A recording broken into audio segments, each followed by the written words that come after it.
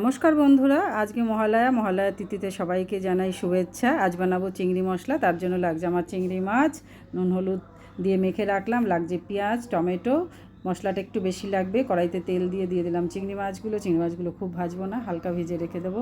সেই কড়াইতেই তেল দিয়ে দিলাম গোটা গরম মশলা, তার মধ্যে জিরে তেজপাতা, আর দিয়ে দেবো যে মশলাটা আমি বেটে রেখেছিলাম আদা রসুন পেঁয়াজ দিয়ে।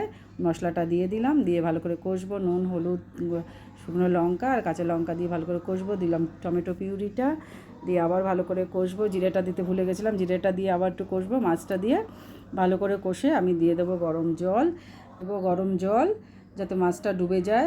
দিয়ে তারপর দিয়ে দেবো ঢাকা তুলে দিয়ে দেবো চিনি, দেবো গরম মশলা, দিয়ে ভালো করে নেড়ে চেড়ে নামিয়ে দেবো।